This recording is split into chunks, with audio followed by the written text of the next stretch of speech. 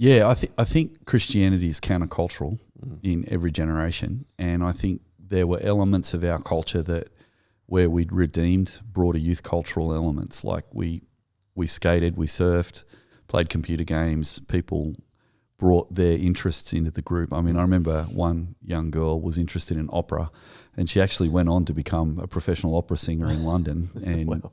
But at the time, no one paid her out for being into opera, because back in the 90s, grunge was king, and for a while, and then punk music became king.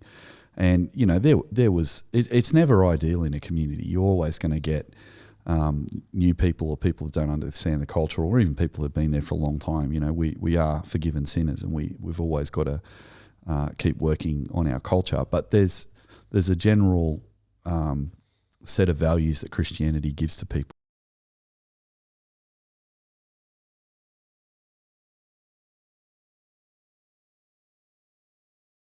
Welcome back, everyone, to this Shock Absorber podcast, and it's great to have you along with us. And I'm joined, as usual, by two excellent, regular, fantastic co-hosts. Welcome, guys. Say hello, Tim. How are you? I'm doing very well, thank you, Joel. That's good. You've got a nice warm beanie on there. Yeah, it's getting cold. Very nice. And I won't comment about any other clothes because I usually do that. Welcome, Stu. How are you? Hello, Joel. You're wearing a nice jumper. Oh, thank you. Thank you very much. Well, this is our last year's week away Oh, is it? apparel. Yeah, That's right. Yep. Hearts Made Holy was the title we came up for it when Lee Murray did the talks on sanctification, which is unreal. But you're wearing it. You're wearing a special jumper as well. I am. I'm wearing the new Square One merch. Because you were at Square 'Cause One. I was at Square One last weekend. Yes. Tell us how it went. I think You did the talks? I did the talks. Yes, I did do the talks, and they went well, I think. So, I mean, I'm a terrible judge of my own speaking, but I think they went fine, and I've seen a bit of other leader feedback, and they were very positive. So, yes, it was good working, as I said a couple of weeks ago, working with Adam Jolliffe, who is he does the puppeteering and is just a wonderfully chaotic, fun person to do talks with. And so, yeah, the dynamic was really, really fun. Awesome. So, yeah. Anything? What's the highlight? The highlight. Well, actually, the highlight was he made this. He made these godgles, which were goggles that help you read God's words. So they're godgles. And it was basically this. The idea was this like steampunk top hat that had these goggles that popped down, and they had like these foam eyes that popped down, so I looked ridiculous, like a little minion where I'm wearing it. And so we put these on a couple of times every talk to help us read the Bible. Your kids love it. I love it. But the best thing about it was he had found the world's smallest smoke machine, which is this tiny little like length and breadth of a credit card, and a bit thicker, 2 centimeters thick. And so he built this into the hat. Oh, so smoking. And it was remote control. So he's inside his puppet theatre making it smoke as I put it on. And so you just got this steampunk hat that's like billowing smoke out every time it went on. It was. And what was the explanation of the smoke? There was none. Excellent. Love that. None at all. There was no explanation. It just because it's working when it's smoking. So, yeah, that was. Did it produce black smoke or white smoke? White smoke. Yeah. It was, yeah. So yeah, it was a lot of fun. But the good feedback that we've seen is not only was it fun, but actually the fun helped communicate the points clearly about new creation, and a number of people very thankful that we were able to wrestle with quite a hard and conceptual topic in a very grounded and kid-friendly way. So that was really positive. Nice work. That's good. Stu, what have you been up to? Anything exciting you want to share on the podcast? You were telling us about a guy on a raft and beating sharks and stuff. Yes, it doesn't have any relevance today, but gee, it was fun. I was just watching some AI slop at the end of the day to try and decompress my brain from my PhD writing, which I seem to be doing more and more at the moment. Not sure if I'm getting anywhere, but I think I am. Anyway, so I went onto YouTube and I was watching this story about a guy who in World War II was part of a torpedoed ship, and he got on a raft, and I think it was 133 days he spent at sea. And so according to this AI slop, I don't know if you know what I mean by that, but I mean it's like someone's got an AI generated thing, and anyway, I don't usually watch that stuff, but I must have been overtired. But the story itself was really good. But I always find AI takes a long time to tell a story, and it just goes on and on. And I was like, oh, anyway. But I was so tired, I needed something to put me to sleep. So the best bit of the story, though, was the guy, according apparently it's real. Who knows? Good story though. But apparently there's all these sharks circling the raft he's on. So he decides he wants to try and get one. And so he's got some rope and he makes a fish hook, and then some poor old plover lands on the raft, and he pretends to be dead so the bird thinks that it can walk around and eat some of the things on the raft or something, I don't know. And he grabs it, and he poor bird, a bit of a trigger warning, this gets a little bit dramatic. He then whacks the fish hook in the bird, and he throws the bird in the water, catches a shark, and the shark nearly pulls him into the water, and he pulls the shark onto the raft, and the shark's attacking him and trying to eat him and bites him on the arm, but he's protected his arms with like his own shirt that he's wrapped around his arms or whatever. So even though it cut him, it didn't kill him. And then he kills the shark with a tin, whacking it. Told you it was dramatic. And then he eats the shark and drinks the blood of the shark, which kept him alive. So he ends up getting saved. And he washed up in Brazil, you were saying? Apparently. Wow. He was in the Atlantic. Months at sea he was. So, because the thing is, like, the power of the ocean scares me. Yeah, a me little too. bit. Like, yeah, even crazy. when you're on the beach, right, you're like... He was in a storm too that nearly killed him. Imagine getting stuck out there. That's why I'm like, Sydney to Hobart yacht race or anything like that. I can't imagine doing that. That'd be terrifying. Yeah, I agree. And the fact that every now and again people actually do lose their lives on that. It's crazy. Yep. And I was just like... They're so brave, but yeah, I don't get it. It's like people who climb Everest. Like, apparently they've got to walk... second trigger warning for the podcast. Apparently they've got to walk past deceased climbers that didn't make it down because they can't get the bodies off the mountain. Yeah. And they use them as waypoints to get up there. It's terrifying. There's old dead Jeff. Make sure you anchor to Jeff's foot. And make sure that well, one dude's called Green Shoes because he's got green shoes. I don't know who he is. He's just got green shoes. But because it's so cold, it's preserved the body somewhat. Oh, it's getting a bit deep, isn't it? That's a bit gross. Yeah, that's a bit odd. Yeah, I'd rather just go up to Miranda Fair. You can right now if you want to. Yeah, I sometimes walk up the stairs instead of getting the escalator. So that's my version of climbing Mount Everest. Well, today that was a good story though. We'll see if we can weave it in. Today though, we're talking about the second theme that come out of your PhD, yes, which is exciting and interesting because I really enjoyed our discussion last week. The second one is Christian identity formation through conversion and biblical discipleship, and just to kind of set the scene is like when I came to Sorrel Bible, and I'd love you to speak on this, Stu. I remember I was talking to one of our other pastors this morning, Braden, is like, we came from non-Christian backgrounds. We never went to church.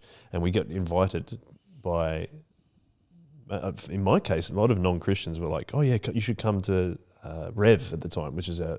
Rev 21. Rev 21, Year 9. Named after Revelation 21. Yep, there's our Year 9 and 10 group. Yep. And I was like, oh, okay. And because girls had invited me, I went. How could you say no? How could you say no? Was it your future wife that was one of those girls that invited you? One of them is my now wife. Karen. We've been married for more than 16 years. Do you know when Karen was at school and I used to teach scripture, she used to always be with Heather and another girl. Rebecca. I never ever saw her by herself. She was always in the playground with those two. Yep. And when I used to say hello to them, they all used to just giggle for probably 18 months before I even heard a word out of them. Very giggly. I'd say, how you going? They'd laugh. And anyway. Yes. So they were one of the ones that asked you. Yeah, they were the ones that asked me. And then... Year 9? Yeah, middle of she was year talking 9? by year 9.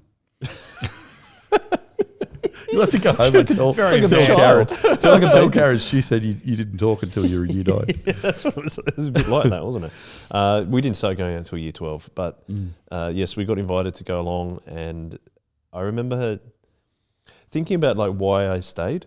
And you're talking about the relationship last week was the door into what we were doing. Seems to be. Yeah, and personal invitation. Yeah. It was the personal invitation first, but then what's more, there was something more to it, and you didn't know what it was to begin with. But as you know, as we're going to get onto, like preaching the gospel is the thing. It's like, oh, this is why guys like 5 years older than me, like Joe, who's been on this podcast before, want to be friends with me. It's because they actually want me to know Jesus. Yeah, that's right. No, they don't want to just be friends with me. They want me to know Jesus and be friends as a result. Yeah, we were always unapologetically Christian. So even though you came along because your friends said come along and there was a lot of fun to be had, we never hid the Christian part, or we never used it as a bait and switch. We didn't say come along and have fun and then we'll tell you about Jesus. It was very explicitly Christian environment. And also when the relational invitation from people was, oh, come along and hang out with these people. They're Christians and it's a church and they're into Jesus. It was all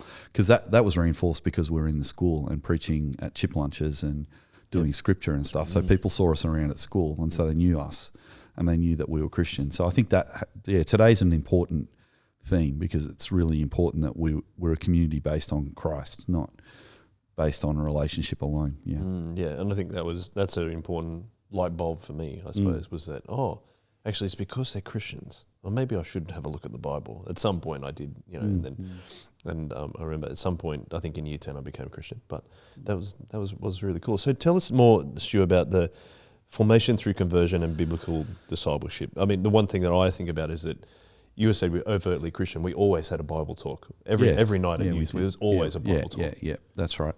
Yeah, so there's a few dynamics going on there, and we can unpack those in a bit more detail. But a good overview to start off with could be that we did 20 interviews, Tim and I. I did 6 of them, I think, and Tim did the rest of the interviews. And then what we found from those interviews was a whole heap of people's own testimony as to what they experienced when they came along to Soul Revival. So the entry into Soul Revival was often relational rather than coming through a traditional event-based structured way, a pathway that most churches would consider to be the pathways into church. People didn't come through those pathways. So it wasn't just event-based, or it wasn't coming to a church event. It was actually a personal invitation. Now, you could argue that that's built into all of the traditional ways of coming into church too. People ask people to the men's event or the women's event or whatever it is. But there's sometimes, in my experience growing up in the 80s, the event seemed like it was the vehicle to minister to young people. So we ran our youth group so that young people would come to the youth group, and then we would funnel them through the youth group into a Bible study, and then we'd funnel some of those into church. What I've found in reading the interviews is that people were saying it wasn't so much going to the youth group that was the big thing. It was the relationship with the people who asked me to come in the first place, and then it was the relationships that I formed with people. My growing up was that I had a succession of youth leaders, which were great. They were great youth leaders, but every couple of years we'd have new youth leaders. And I even heard some of them say, oh, we've done our job now. It's up to someone else to run the youth group. So there was this sort of understanding that if we run a youth group, we're ministering to teenagers. But I found that the discipleship reality of that was a little shallow, and it didn't really teach me to read the Bible for myself through stop and start discipleship. So a decision we made early on at Soul Revival was to be present to try and reduce transience, so that Lou and I weren't paid, and we just said we're just going to hang around at this church rather than go. If we're here a long time, maybe some other people might want to hang around with us as well. So it did have a deeper relational objective to go to an event, go to church. It wasn't as industrial as that, I suppose I'd use that word, because it was a bit like a production line, go to youth group, go to Bible study, go to church. Ours was more like, well, we're doing this if you want to come and do this together with us. And the reason we're doing it, which is today's topic, is we're not just doing it because we just want to be friends with each other and friends with you, but we're friends with Jesus and we want to introduce you to Jesus. So we found that people said that they'd come along because they enjoyed the community, and they even felt like they belonged to a certain degree because we were inclusive, we were hospitable, we were warm, we were friends with people who are Christian, non-Christian. So we weren't saying we're not going to be friends with you until you can become a Christian. But at the same time, they saw that there was a deeper relational reality for the Christians.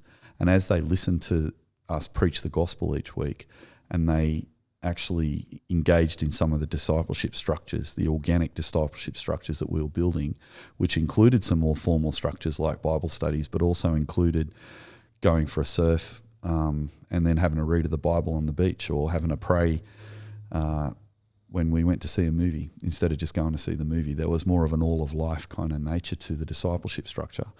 People saw that as an expression of our friendship group rather than that we were going to an organised, structured, institutional reality, that we did what was expected at that event, and then we just spend the rest of our life living differently. There was a cohesiveness to the experience of relationship there. So, but it was based on the scriptures. So the Bible was the key gathering point for the community. So we gathered around Jesus and his word each week, not just gather. So yes, there was fun, there was excitement, and I suppose the best way I can think of describing it shortly, and just to summarise, is Paul himself said to the Thessalonians, in 1 Thessalonians, he said, "Didn't I preach the gospel to you and share my life?" So I think people were seeing the shared life and finding that attractive, but they were hearing why the shared life was operating. So we weren't like a stepping stone between Christianity and the world. We weren't like saying, come and hang out in this social group, and then once you become friends with us, then come to church. We were saying, we're going to live as Christians all the time, and if you want to spend some time socially with us, unlike what we had modelled to us when we were young, where our youth leaders would lead us on a Friday night and then Saturday live a different lifestyle, we lived the same lifestyle ourselves as we were bringing the kids up with on Friday night. So we weren't going to the pub and going, not that, I mean, I'd go to a pub and have a beer, I didn't mind that, but I didn't do it every Saturday night. And I didn't just spend my Saturday nights in an endless round of catch-ups with all my friends, going to parties and having dinner and, you know, just cycling through 10 or 15 friends on my Saturday night hangouts or whatever. I actually was like, yeah, I mean, if my friends are getting married, I'll go to the wedding, and, you know, if they've got a 21st. But back in the day, in the 90s, people would have parties for any reason, just as a reason to get drunk, really. And, you know, someone just washed their dog, and so they had a party. So, oh, we're having a party. I washed my dog. Everyone's like, cool. Dog washing. I'll bring the beers, you know. And so Christians, to a certain extent in our church, who were young adults, were kind of living a bit like that as well. And we felt like sometimes some of our leaders were suggesting the action was in the world, not in the church. And we thought, what if we just turn that and flip it on its head?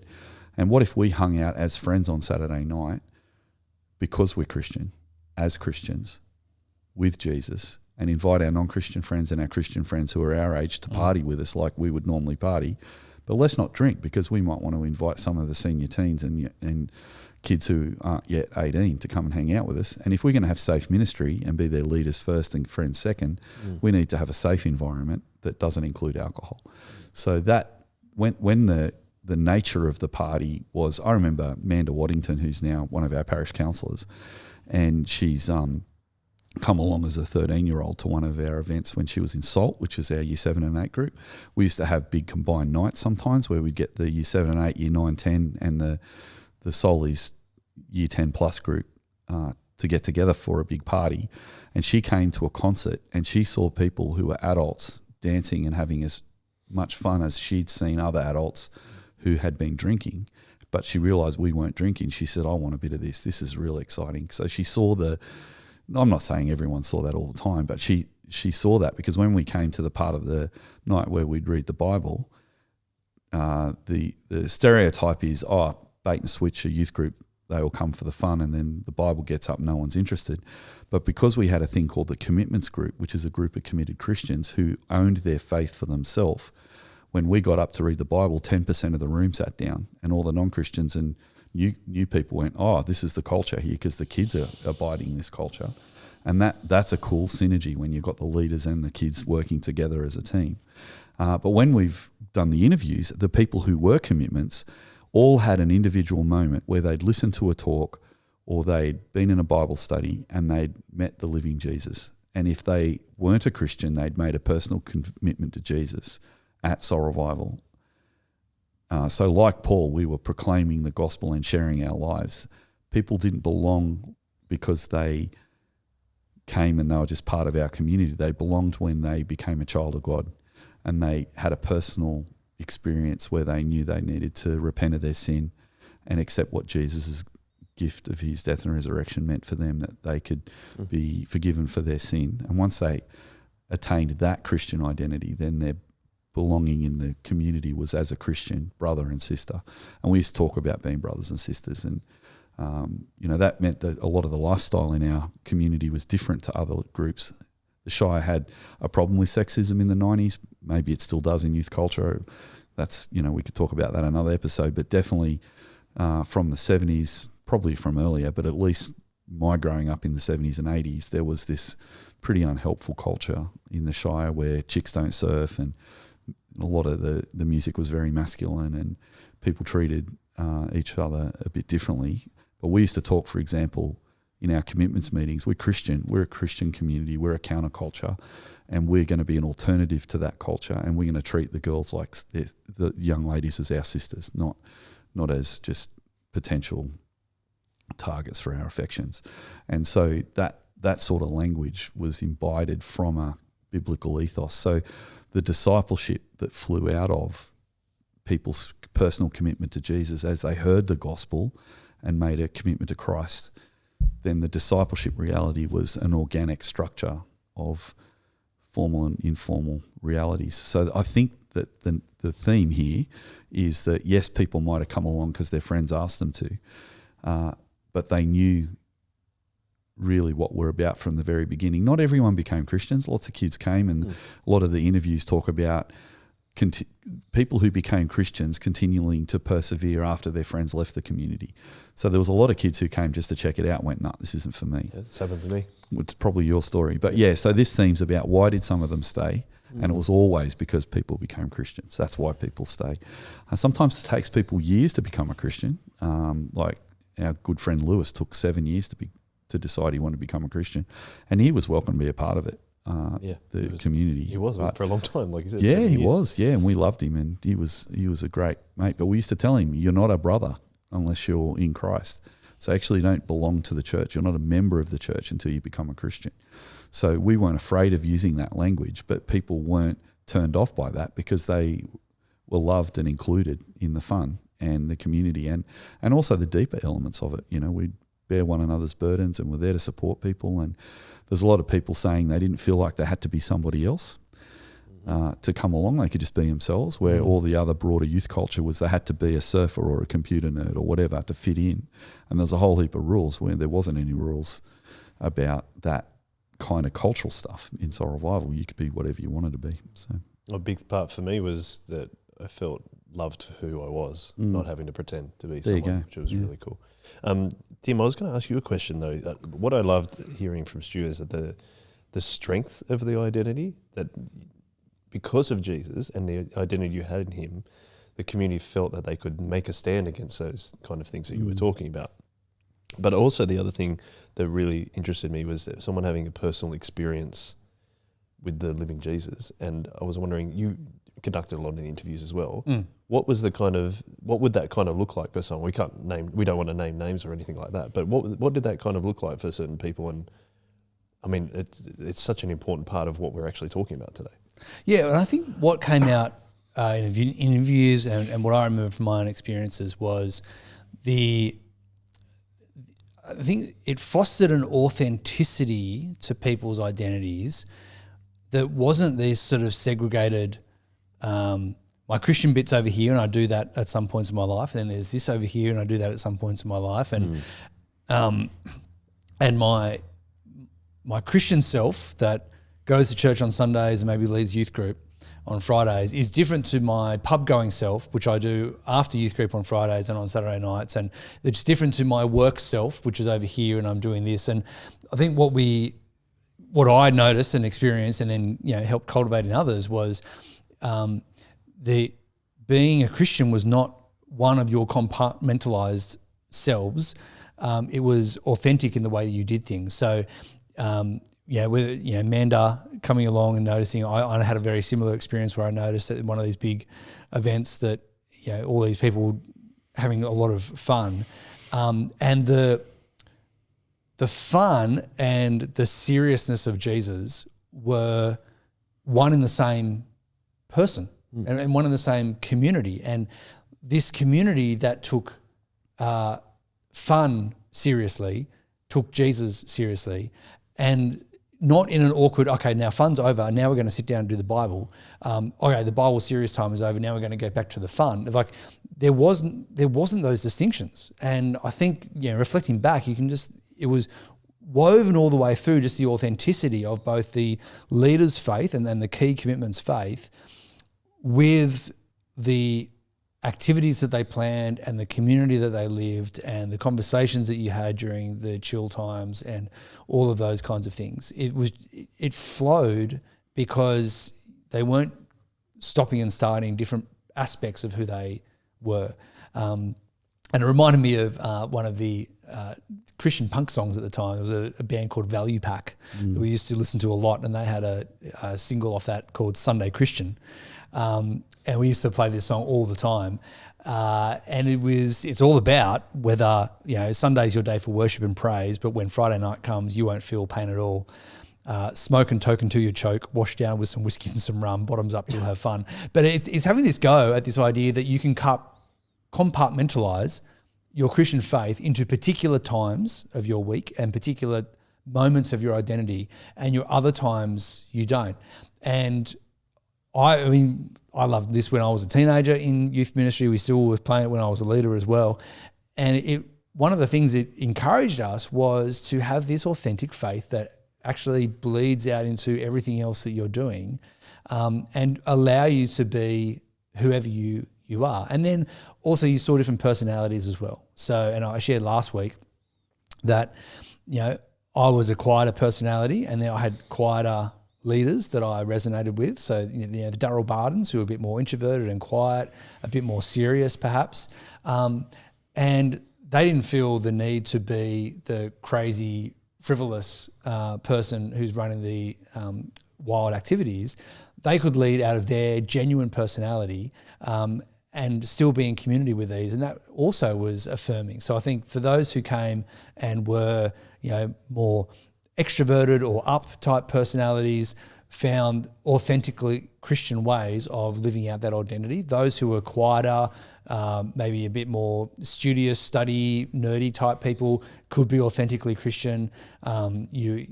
Interests, as Stu said, didn't really matter. It didn't matter if you were a surfer or a non-surfer, if you're interested in punk rock or interested in new wave, or it actually didn't matter, because you could be authentically who you were in this community who valued you for who you were.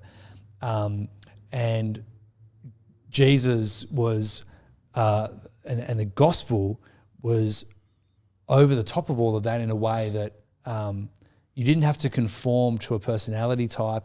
You didn't have to conform to a subculture in order for Jesus to be Lord and King.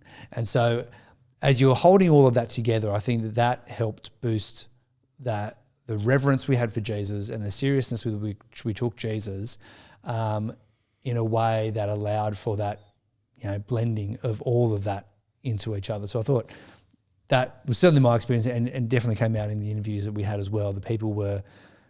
and it was interesting to hear from some people who had experience in other churches, and their experience in other churches emphasised one of those dynamics, but not the mixture of the two. So some came from churches where there was a lot of fun, but it was almost embarrassing to take Jesus seriously. And so the youth group minimised some of the Jesus bit, because being a Christian was a little bit daggy. So they didn't want to overemphasize the daggy Christian bit. So that was minimized in their expression of a youth group together. And others came from experiences where there was a lot of Jesus and it was very serious, but also the tone of the group was very serious and somber, and not a lot of frivolity and joy. And what they found when they came to Soul Revival, and particularly by comparison, with other churches, was that, you can do both authentically together. And that was really powerful in a number of people's stories.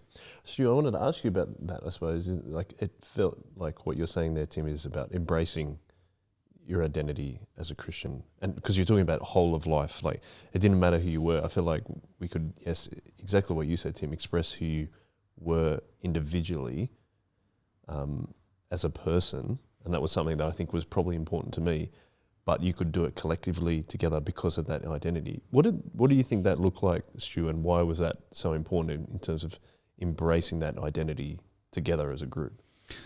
Yeah, I think Christianity is countercultural in every generation, and I think there were elements of our culture where we'd redeemed broader youth cultural elements, like we skated, we surfed, played computer games, people brought their interests into the group. I mean, I remember one young girl was interested in opera, and she actually went on to become a professional opera singer in London. And Wow.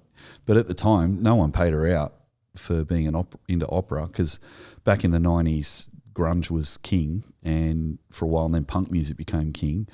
And, you know, there was, it's never ideal in a community. You're always going to get new people, or people that don't understand the culture, or even people that have been there for a long time. You know, we are forgiven sinners, and we've always got to keep working on our culture. But there's a general set of values that Christianity gives to people where, you know, there was you know, you're into opera, cool, that's all right. That doesn't threaten my identity, because my identity is in Jesus. It's not in rock and roll.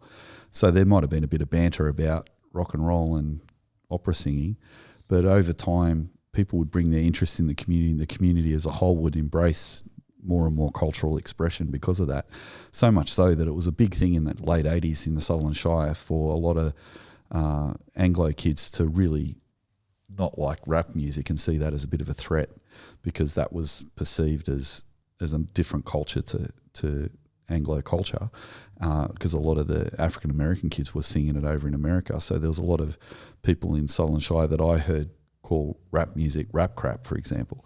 But then on the night of the Cronulla riots, the night before the Cronulla riots, we had a hip hop night at Soul Revival, and I remember looking around the room at this group of young people from all over Sydney who'd come to hear this hip hop artist, and there were Pacifica kids, there were Aboriginal kids, there were Asian kids, there were Anglo kids, all together. And there was a lot of kids from our group that were into punk music that were really appreciating this Christian hip hop, even though that wasn't their, you know, natural style of music. And I remember thinking at the time that local communities are a really good way to fight racism, because if we can embrace each other in the local community, that's changing the way individuals see otherness. And so if we become friends with people who are other to us or different to us, rather than just be friends with people who are the same, which is another big theme in this theme, you know, that we're actually got Christian friendships, not friendships based on special interest. But yeah, that night of the Cronulla riots, all these kids are listening to this hip hop, and people's phones started going off, because it was the old school phones before the iPhone, and there was just like these text messages. Nokias. And this kid came over to me and said, "Oh, look, there's going to be all this people going down the beach to kick the Lebanese people off the beach tomorrow."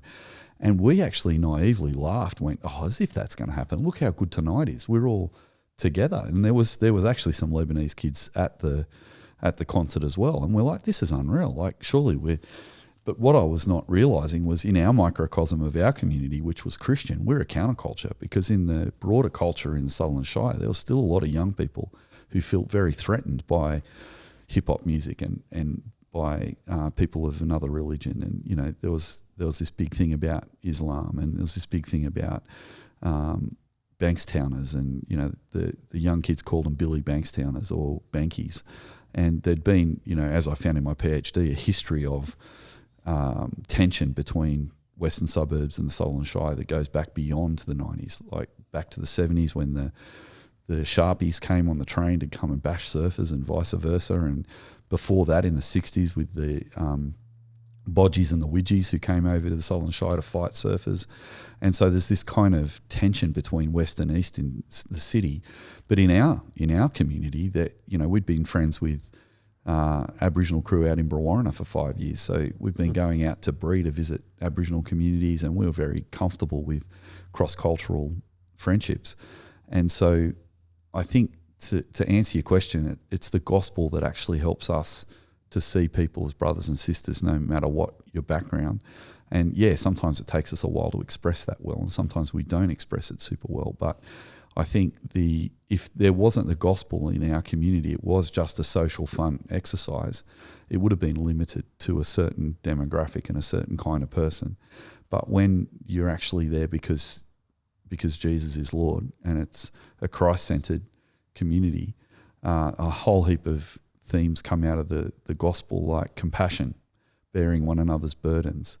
A lot of sacrificial discipleship comes out of that, where we don't just come for our own fun, we come to serve other people and encourage other people. So the leaders were there, yes, to create a safe space where the kids could come and enjoy themselves and hear about Jesus, but it was actually an extension of their own personal lives. It wasn't a manufactured event that they were putting on for the young people. It was an invitation for the young people to experience Jesus as we were. So I sometimes think that the church compartmentalizes the formal congregational aspect of gathering around God's word in quite a structured way, and young people don't often see Christian adults living as Christians in their social context explicitly and deliberately. And yeah, it does happen, but we were, I suppose, purposeful about being Christian socially as well as being Christian in those formal contexts. So I think Soul Revival was a social context where kids could go, oh, that's what it means to be a Christian adult. Oh, okay, so I don't call my friend a skirt when they don't do something that I like, which was a terrible sexist put down in the 90s. Or, there's a number of those kind of phrases. We said that's not acceptable in our community. We don't talk like that. So it was helping young men to learn how to love their sisters, as the Bible says, treat the women in your community as sisters with all purity, whereas the banter and the logic of female-male relationships in the 90s wasn't always very healthy. I think I'm just thinking about the two things we talked about is in terms of having that personal experience. I can't remember exactly when I became a Christian, but I remember lying in my bed at my parents' house, and I used to always hear people say, oh, what's your favourite verse? And I'm like, I don't have one. Like, I think in my head, I don't have one. And then at some point I read 2 Corinthians 5, and I'm like, that's mine. Like, and I was like, that was like really cool. But I think it's that, first of all, you're talking about you're coming in the front door in terms of relationships, but you have to accept like who Jesus is and what he's done for you. And then at that point, that's when, like you said, you're into the community, right, Stu? You said that. And then how do we live that out as friends of Jesus? I think that's just, I think I'm more just reflecting on my personal story more than anything else. But I think it's just what your PhD is doing is capturing a lot of our own stories, but it seems like, Tim, we're getting a lot of the same stories, but in our own personal way. Yeah, and I think there's a long debate and conversation in Christianity and thinking about belonging and believing, and in which order do they exist in. And some of the debate confuses the two different types of belonging. And so what Stu has articulated and is coming out in the research is that because you've got the sociological category of this church community, whether it be a youth group, whether it be a church, whether it be whatever it is. And you can belong and feel a sense of belonging to that community before you believe the tenets of that community. And so that's the sociological reality. And so that is something that we're observing in the research, is that people come along, they're invited through relationships, so the relationships at the front door. They come in and they feel a sense of belonging. And then they come to understand and we prayerfully expect and constantly push for the believing bit. So there's, one of the things that are coming out in the research is about, lots of evangelism, lots of conversion, lots of people coming to Christ and or reaffirming childhood faith or whatever it might be. So there is a believing moment there.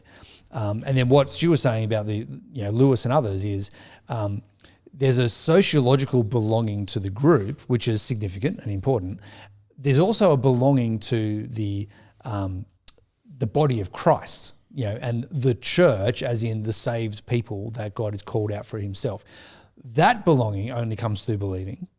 But it's noticing that there's two different realities there can help us realise why people, like our Lewises and others who can feel a sense of belonging to this community for 7 years or a long time without believing. And there's a true belonging there, but there's a different kind of belonging, which is the belonging that comes through believing. So just being able to tease those two out apart from each other helps us to realise both why the community relational aspect was so key, because it helps foster and feed that sociological belonging, But why the proclamation of the gospel and the clear articulation of who Jesus is and the call for repentance and conversion is also really essential, because we don't want it to be enough to belong to a social group. We actually want you to belong to Christ, because we deeply believe that that is where true life and true identity is found, is knowing who Christ is and having him as your personal Lord and Saviour, which gets you to that belonging at a spiritual, eternal, new creation level. Belong to Jesus, yeah. And because you belong to Jesus. And so we love when people feel a sense of belonging to the institution, to the social grouping, to the youth group, but that's never enough. It is Christ that you need to actually have that deep sense of belonging to the spiritual reality, which is why we have gathered together. And so that movement of belonging to the group to belonging in Christ, it's the proclamation of the gospel that's key in that middle, and why those two need to be held together. And in the 90s, some people mistook our strategy as what was called the new perspective back in those days, because there was a new perspective view that people belong because they're part of the community, and some people thought that's what we were trying to achieve. But we were saying, if you belong to Jesus, that's when you belong. And so there was a very real sense where, as leaders, we were thinking we weren't just asking people to come to visit our community and meet us. We were asking people to come and meet Jesus. And that's why we proclaim the gospel at all our gatherings, that in a seamless kind of way. And so taking it up theologically, you see in John 1:46, when Philip invites Nathaniel, he says, come and see. In John 4:29, the Samaritan woman who meets Jesus at the well, she goes back to the village and she says, come see a man who told me everything I ever did. Could this be the Messiah? And then you see it also with Andrew, who goes to Simon Peter, and he says, the first thing that Andrew did was to find his brother Simon and tell him, we have found the Messiah, and he brought him to Jesus. So we weren't just bringing people to our community or just to an event. We were actually trying to take the gospel, the good news about Jesus, to the school, to say to people at school, come meet Jesus. This is why we're here. We want you to meet Jesus. And then if you come to our group, as in John 1:41-42 with Andrew, when he met Jesus, he wanted his brother to meet Jesus. So there is a sense where people are like, wow, there's some social energy here. There's some fun and excitement, but it's not disconnected from the theological reality that these people actually believe they're gathering around Jesus when they gather around his word. So they actually think this gathering is better than the other gatherings in the Shire because Jesus is here. So we're gathering with Jesus, not just gathering together. So I think that's what I'm finding from the research, which is really nice because that's what I thought we were trying to do too. I was just looking at your notes in terms of the interviews Stu, sorry, mixed up those words there. But the other thing that I just wanted to hit on just before, as we wrap up the episode, is that Soul Revival formed people not just to believe, but to serve. Like we're talking about believing there, but then it's kind of like the next thing is like, as a child of God, like what am I doing here and what can I do to love other people? And so it says service culture ran through the ministry, especially with the commitments. Do you want to explain that a little bit of what that looked like? If you've got like cooking and hospitality and leading. I still remember when we were in the cafe in the old factory, I think I was in Solis and just getting spaghetti bolognese out of that. But it was so good. Like, it was a cold night and we were just with friends. We'd line up and someone would cook spaghetti bolognese for everyone. Very staple of Soul Revival. But then we were getting it together, but then we'd just go and sit down, but we're just still hanging out. And we do that at church now anyway, but that's just one example. But how did that look like of those people taking on the belonging to, first of all, to Jesus and then to the community, to see the service flow out from that as well? Yeah, I think that I felt and I heard a lot of criticism of youth ministry that it was a bit consumer orientated and it was a bit bait and switch, and that people were coming to have their felt needs met by the social activity, and they actually weren't having their real needs met by meeting Jesus through hearing about the gospel. So I think what took place was for people to go, actually, Jesus says, pick up your cross and carry it. He doesn't say, I'm going to be, just making your life perfect. There's we were reading a number of different writers that were thinking about topics like costly discipleship. Dietrich Bonhoeffer is another good example. He talks about cheap grace and costly grace. He talks about just about how meaningful it is to be a Christian and to lay our lives down. We came across Romans 12, in view of God's mercy, offer your body as a living sacrifice. We didn't see a lot of that expressed in our experience of youth ministry growing up. It was taught and stuff, but to actually give people an opportunity to be committed to Jesus and committed to each other, we thought, why don't we offer the young people an opportunity to be leaders without the responsibility of leadership and also be able to serve in a group we called the Commitments. So if we're committed to Jesus and committed to each other, you can join this group. That had its limitations as an approach, but it also had a great benefit in really reinforcing that Christianity was about service. So people got in and helped and they did stuff and everyone contributed. So unfortunately, some of those spaghetti bolognese nights weren't the best because some people were helping to cook that didn't really know how to cook. And I remember some very soggy spaghetti coming out of those nights, which I used to grin and bear it. But that was a form of sacrifice as well. Yeah. So, I don't know if you got any other thoughts on that, Tim? No, I think, again, the holistic part of you're not demarcating different parts of your life. And Christianity, when you are a Christian, it becomes part of it, of everything you're doing. And a natural outflowing of your faith in Jesus is the service to your community. And so I think that connection was made really explicit, that we are doing this together. We are, and again, the language and it's kind of a metaphor. It's like the reality of being a community, but you in the community, you participate and you share and you contribute to a community. And again, we talked about this last week, we've talked about it a lot, but the difference between a community and an event. An event I turn up to and other people do the things for me and I receive. A community, we are doing this together and I am participating, and my contribution is not just welcome but sort of essential to the actual whole thing pulling off. So I think that was a culture that also was explicitly linked to the commitment to Jesus. Was, we do life together and we're serving together because of our commitment to Jesus. So that was a clear thread. And I think to, again, map my personal story onto that is that I originally had a consumer-based, I'm just going to come and hang out with my friends and it's nice for people to be nice to me kind of thing. But as I became more a part of the community, became a Christian, and then became more a part of the community, I was more willing to wanting to serve and like, those guys are cooking dinner. Well, maybe we can cook dinner at some point. And I remember when we were doing Solies, which is the year 10 and up group, when my wife and I were leaders, we were cooking regularly for that. And actually, you look back and you go, I'm so glad I did that.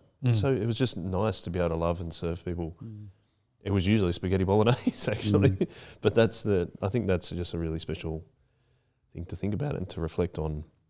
And we continue to try and do things like give people service opportunities now at our Friday night gathering, especially. Is that, my son and daughter both got up to read the Bible at our church service on a Friday night, and I did the talk last week, which was great. And lots of other people, younger people, are getting a chance to get up and do a talk at the gathering as well, not just youth talks, youth group.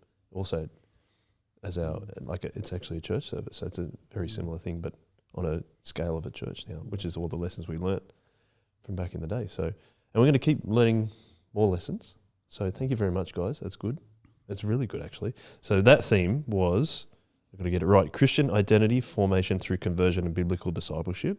And the next one that we're going to look at in the next episode is ecclesiology of friendship and intergenerational family, which is another thing that is really important. And we've already kind of touched on friendship, but the intergenerational piece I think would be really interesting to keep talking about. So thank you very much, Tim. Thank you, Joel. Thank you very much, Stu. I appreciate you very much. Thank you for all this work that you're putting in for us to create podcast content from. It's been fun. Yeah, it is really fun. And it's really cool to start seeing the themes that I experienced, they're actually coming out and being kind of formalised in the way they are. So thank you very much. And thank you to everyone listening and watching. We appreciate it. You can contact me, Joel, at shockabsorber.com.au, or check out our website, shockabsorber.com.au as well. And even drop a comment on our YouTube videos if you like, because that always helps with the algorithm. Thank you very much, guys, and we'll finish with a one way. One way. One way. One way.